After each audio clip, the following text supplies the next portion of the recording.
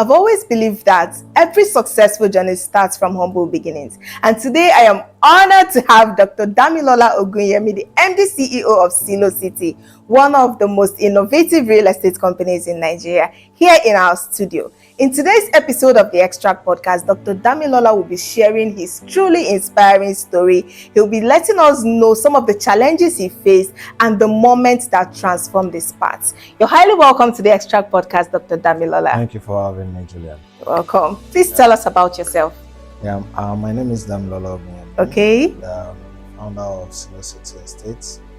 I do real estate for a living. That's right. And I also do business consulting. So for startup companies. Okay. So that's what I do. All right. Thank you so much, sir. Now, please tell us, what was life like as a young person?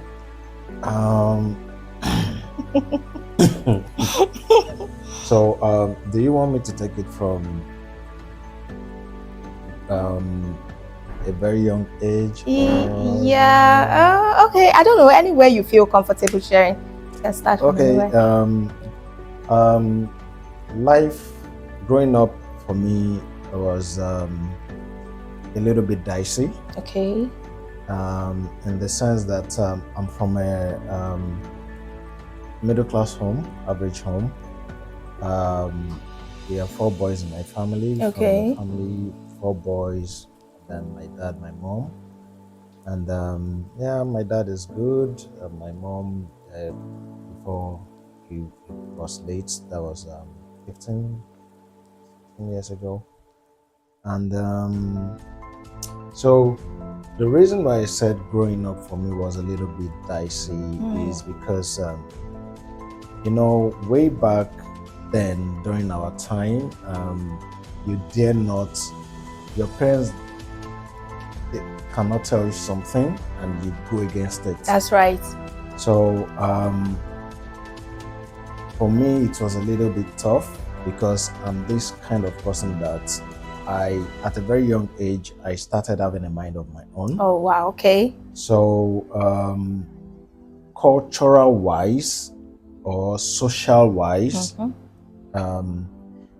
it was a little bit difficult for my dad especially to understand the aspect of my life, being that kind of person that has a mind of his own.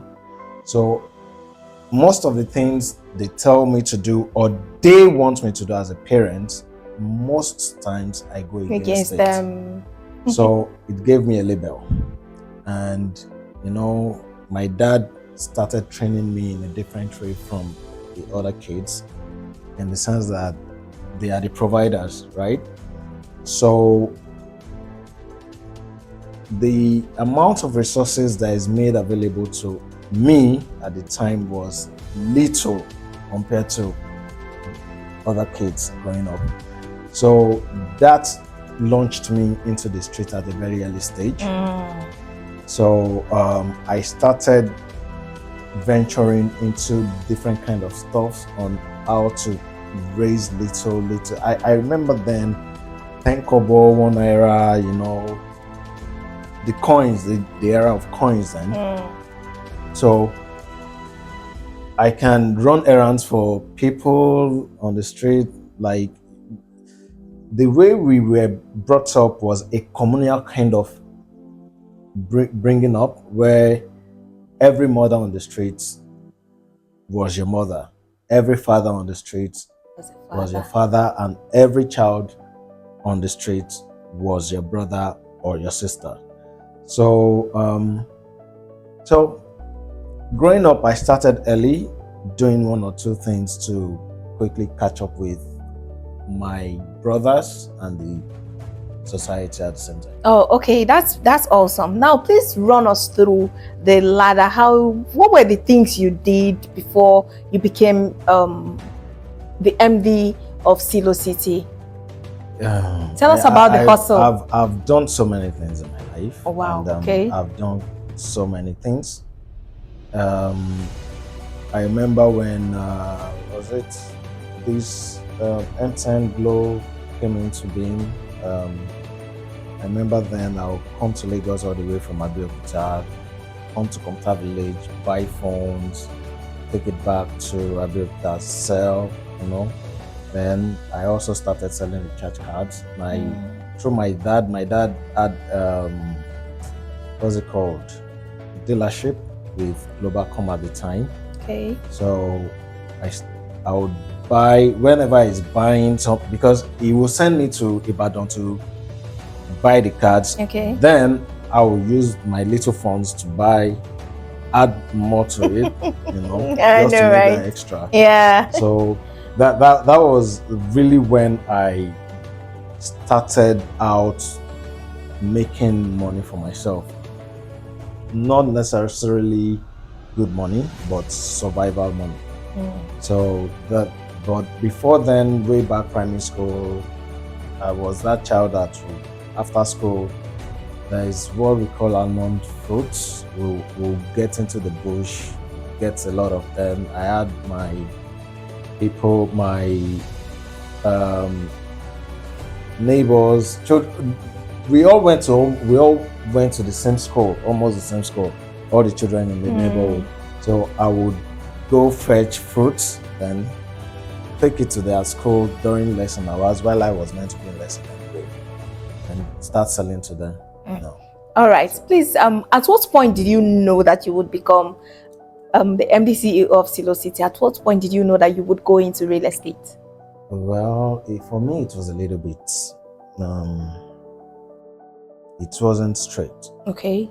Because I didn't just venture into into real estate, into a development of real estate directly. I first went into I was playing around real estate. Okay. For example, I've done doors. I do doors.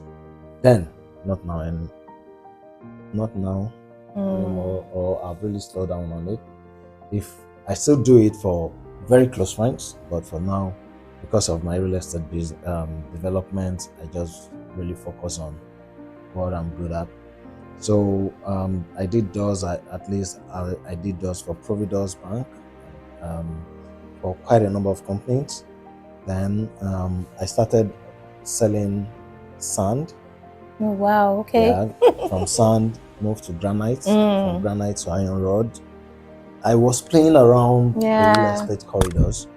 So for me, that was where I started opening my eyes into the development part of real estate. Awesome. So Dr. Damilola, please tell us, what motivated you to keep pushing even when things were tough? Your goals, my goals. At a very young age,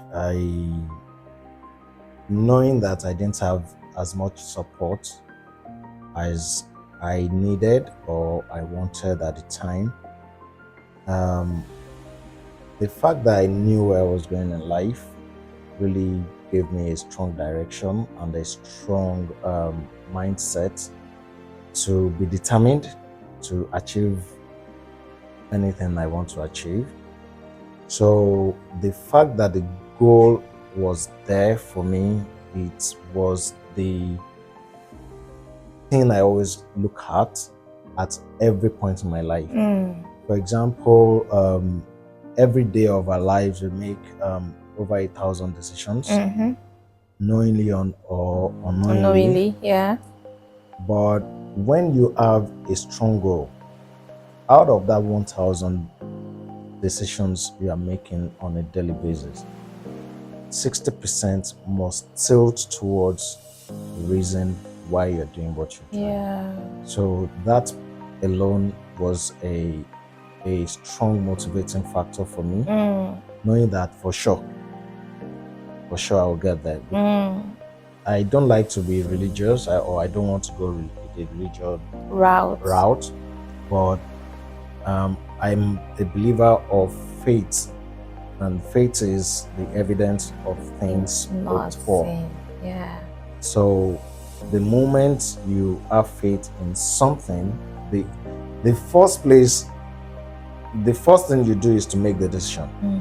The moment you make that decision, every other thing is the process in getting to your final destination. That's awesome. Please tell us, how did you move from survival mode to thinking long-term success? The economy will teach you that. Right, Nigeria will humble you. So, a lot of times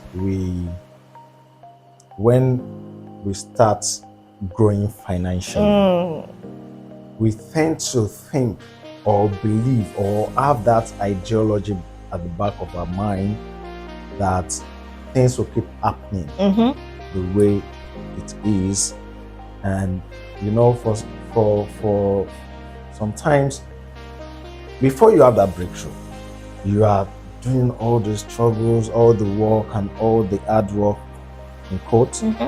And when the things you were hoping for starts happening, most of the times we are unconsciously living the life that was our prayer point. Yeah. Then you get to a point, you look back and you're like, whoa, when did I even get here? Right. But what had happened is the fact that you have already made a decision that this is where you're going. The process is the activities that is involved in getting to that destination. So, what was the question? I said, how did you move from survival mode to thinking long-term success? So, by the time you start, at first, the first money you make, the first financial breakthrough you make, you will definitely make financial mistakes. That's right. Yeah, correct. There are so many things you pursue, or based on the fact that the kind of things the media projects to us while we are younger, they project the world to be something else than what it really is, or they tend to push some values that are not necessarily the key things that people need, right? So financial wise, you discover you buy things that you want, not the things you actually need. Right. So you might make the first mistake, then the second, probably third. By the time you keep making more mistakes financially, then you start getting it right based on your goal. So the moment for me that I had to tell myself that, come, Dami, you can't keep surviving on XYZ. You have to think long term. You have to start thinking long term, and the kind of people you have around you also determines that. Right. So for me, I came from a place where, like on the mainland big boys, the caliber of people I was with then, maybe the ones we call the successful ones were the ones that has just one plot of land somewhere and maybe a car and staying in a rented apartment and stuff. But when I changed my circle of friends, they were talking about acres of land. That's right. So I was like, you that you're like, oh, you're looking up to someone that has just one plot compared to meeting people that have acres and hectares. There'll be a shift, like something would definitely, So again, then what's the next thing? You start asking questions. You start, when they are talking and you're like, you start asking questions. How did you do it? What are you doing? How are you doing it? Do you get? Then you look for the place of mentorship as well. So I think majorly for me, that was just that point where I was like, oh, there's a bigger world, and that's the way it is. We keep growing.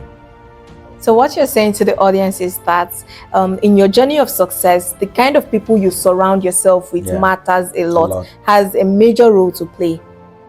So Dr. Dami, please tell us, why did you choose real estate and what was your first major breakthrough in the industry?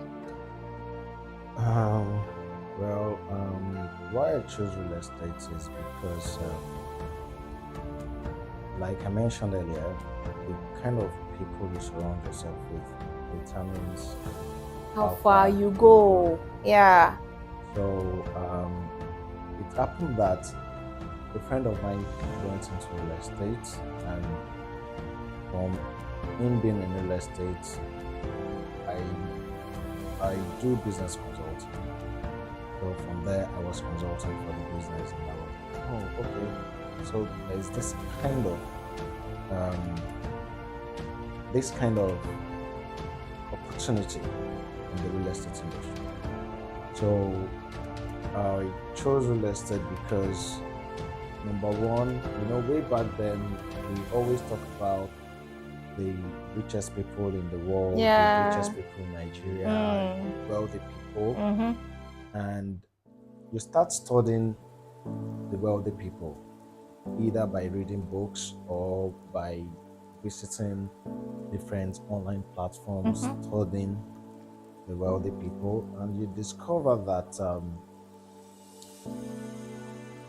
over 90% of wealthy people deal in real estate. That's right. So it was just a no-brainer for me, like, this has to be where I have to be.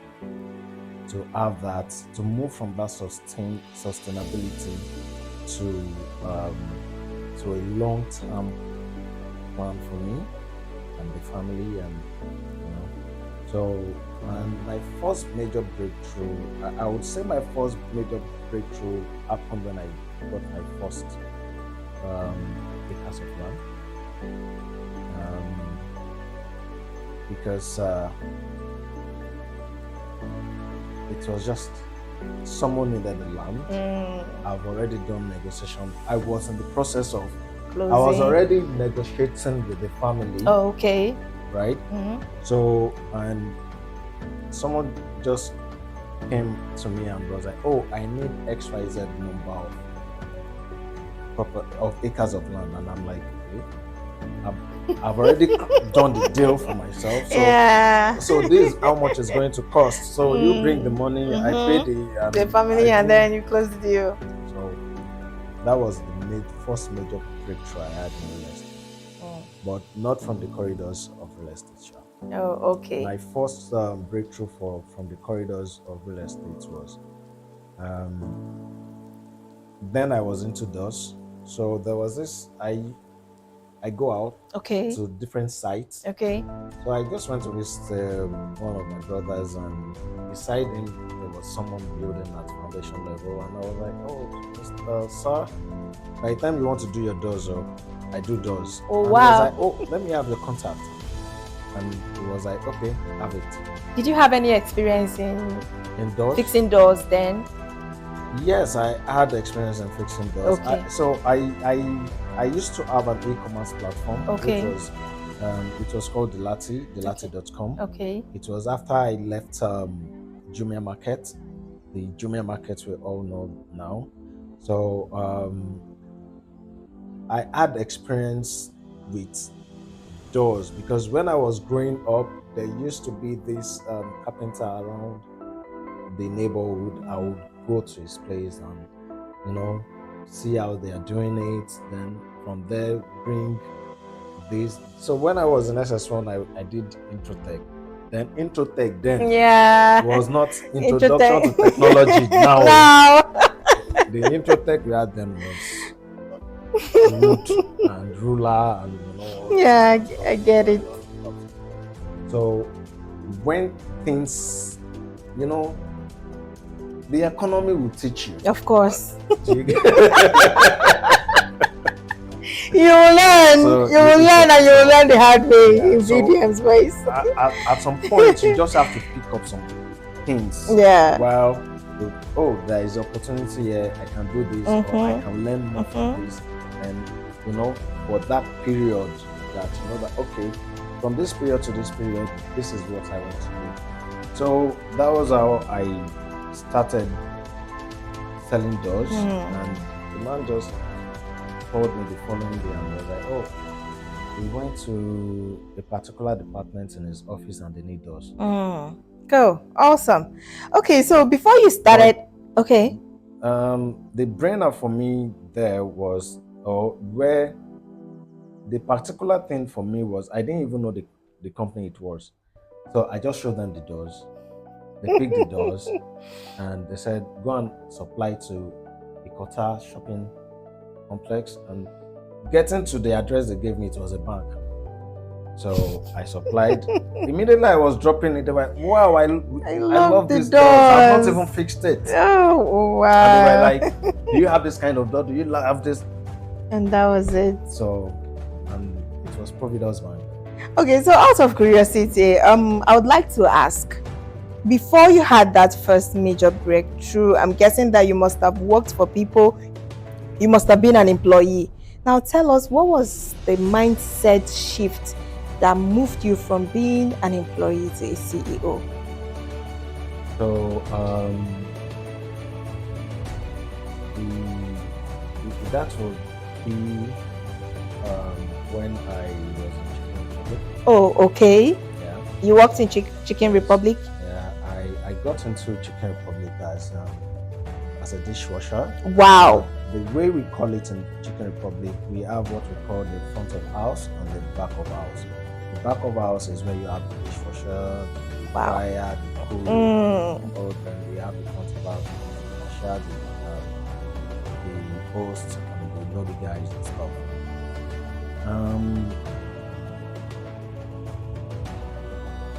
When I joined as a dishwasher in Chicken Republic, which was one of the franchise, the environment I was working, I discovered that a lot of people that were there were having this, at the end of the month, I will collect my salary. What happens is the bonus, business stuff. But for me, my dad used to have a rental service after he retired from oil and gas company. Okay. Which was Ajit Eni at the time. So I helped to manage his business even while I was in school. So getting into Chicken Republic was, like I mentioned, my dad was doing his thing, but I lived my life based on my own terms. So I left home early. So when I saw that people around me had this mentality of salary, and I was like, no, this is not you. So I thought about it. Then another thing is, my dad used to say something in Yoruba, and it was like, Eshinwaju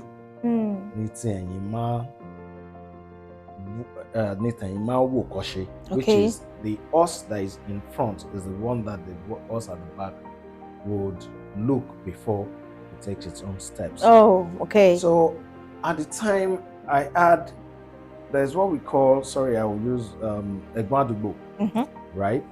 That's people who are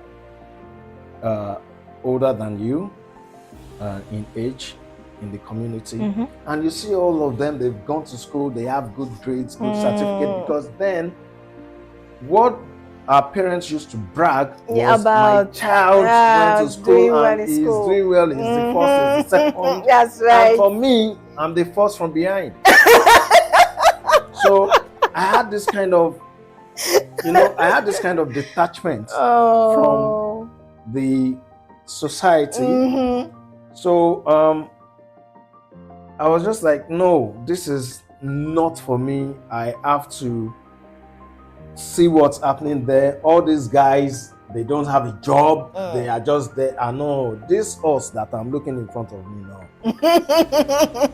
This is not where I'm going in life. Oh, wow. So I started picking up interest in using the opportunity I had as a dishwasher to start thinking like the owner of the business. So what happened, the transition that happened in between that period was the fact that I started bringing up ideas. I didn't know how it started, but that mindset shifted me from this salary mentality to bringing up ideas on how can we increase our sales, how can we brand the company to get better. The community we were then was the Chicken Republic was new there then, which was Akoka and VGC at the time. Okay. So it was, and I had to be in 2 stores. Sometimes they move you here, sometimes they move you there. What happened was my MD started picking interest in me. And because you were bringing up ideas. Then I started doing overtime without pay. Sometimes I would sleep in the store, out in the kitchen lobby, just to make sure I don't come late the next day. So, and most times, sometimes drivers will come and say, oh, they will just come and drop the office bus that they are meant to use for deliveries. So I'll be like, no, I started functioning in every aspect of the business without being told what to do. So most of the times my MD would just come and say, oh,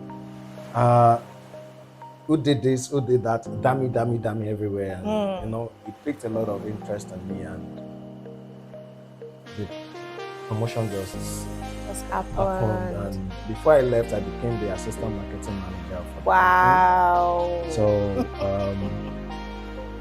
but the bottom line is to have the mindset of ownership.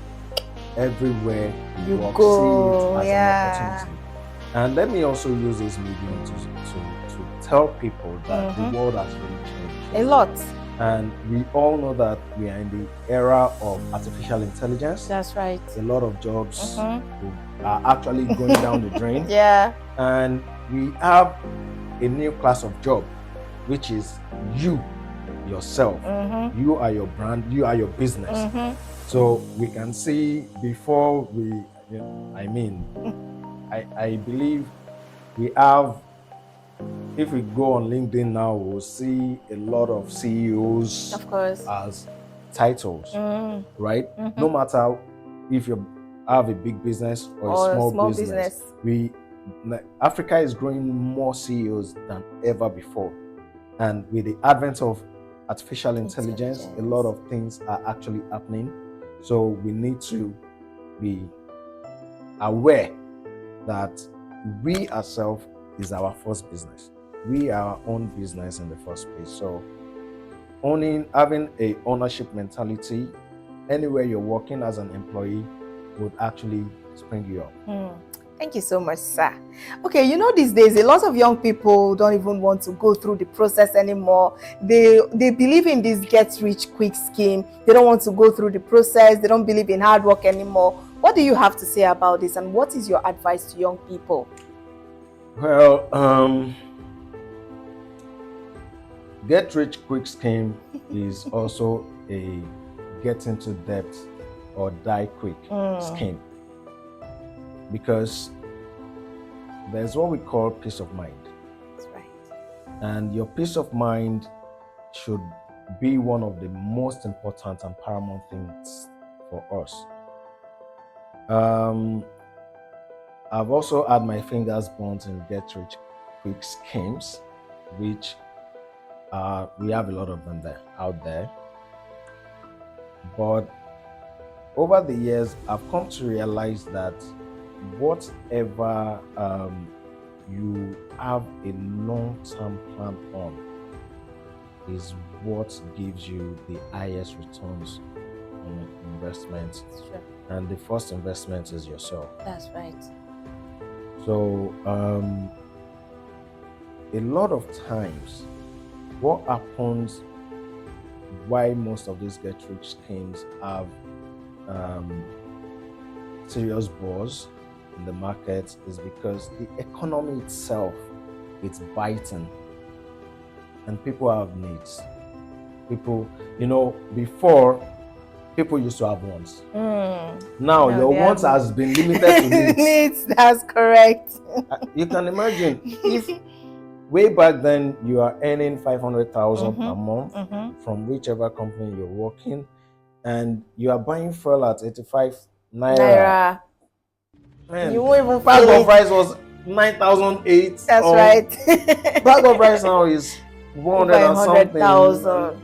So 500,000 that you used to have is now like 50,000, right? So that pushes a lot of people to just quickly find something to get going. Yeah, yes, we know our government too has a role to play, which is the policies they are making.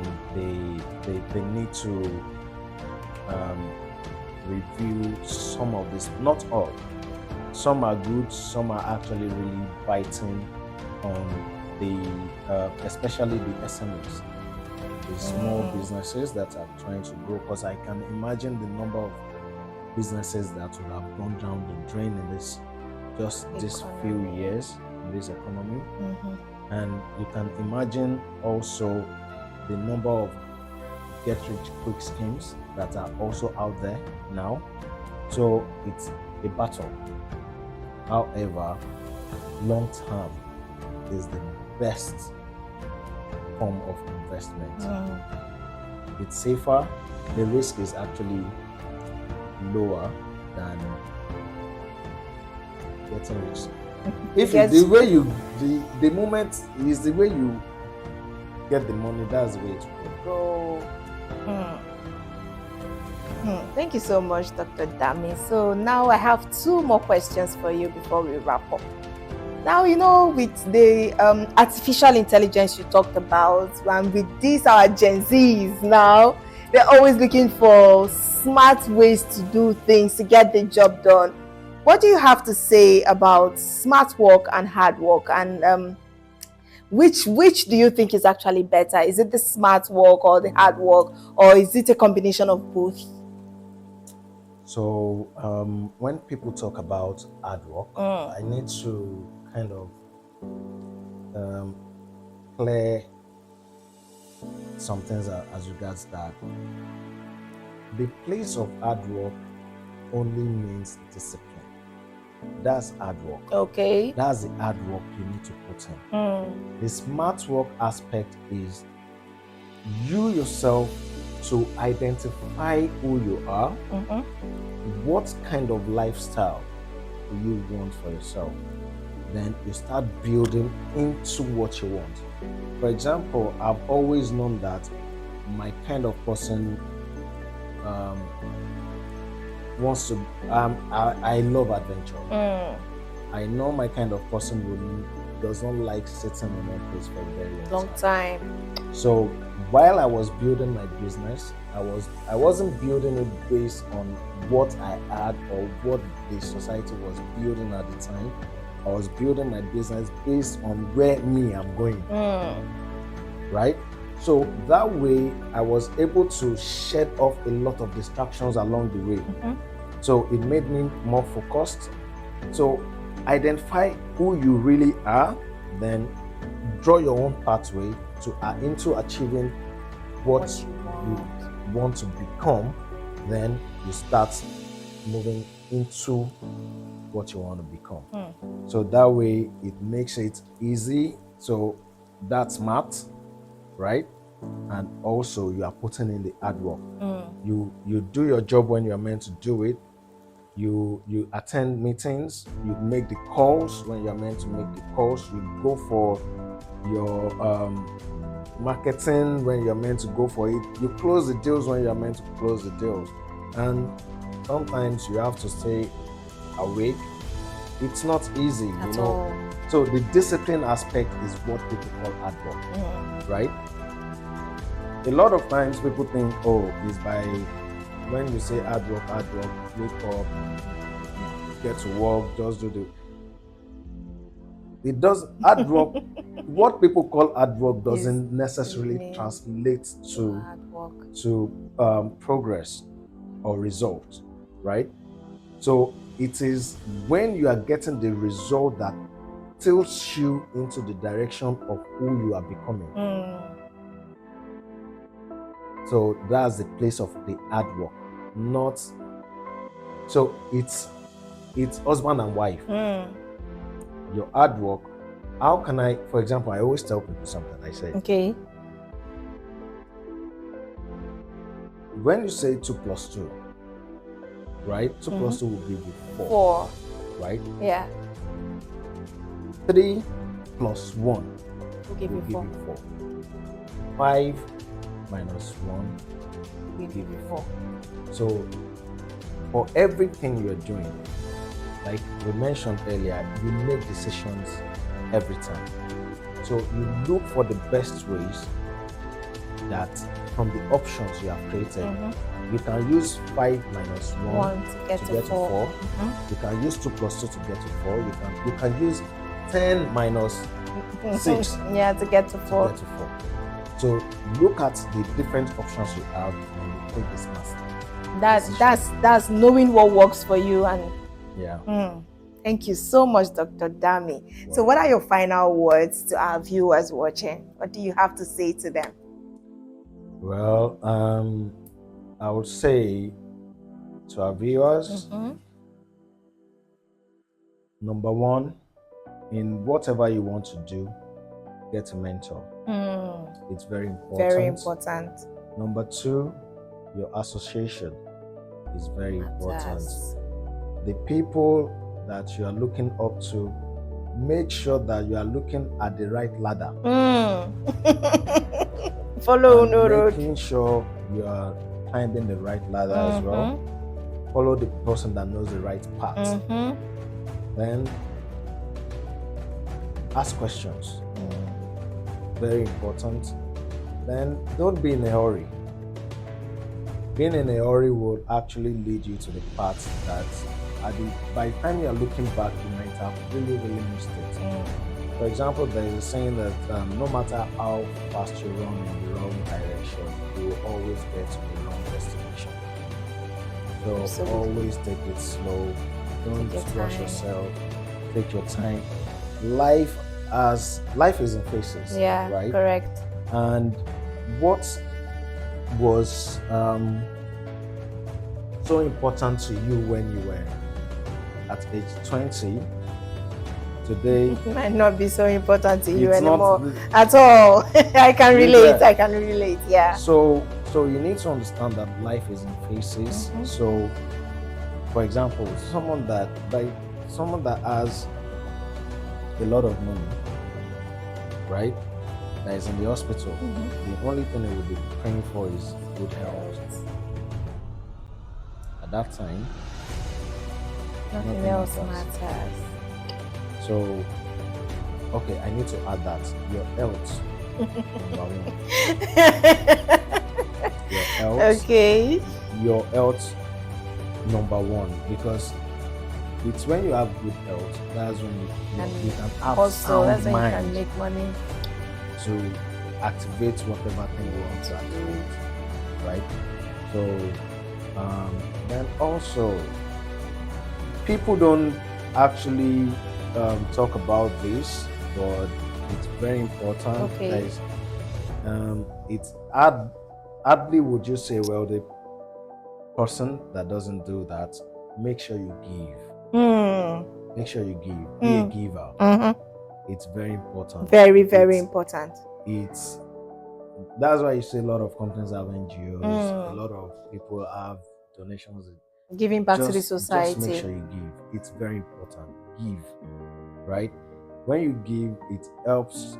It has its own covering. So don't let us go. Wow. This has been an amazing session. Thank you so much, Dr. Dami. So you have heard from the horse's mouth himself. You've heard from Dr. Damilola that your background does not determine how far you can go in life. you have the power to transform your life into whatever you want it to be. And there are steps that you need to follow in the journey of success. Thank you so much for watching. Thank you so much for spending your time with us as we look forward to the next episode. Stay tuned. I remain Julian Chidinma, your host, and this is Dr. Damilola of Silo City here in our studio today. Stay tuned and bye for now. All right.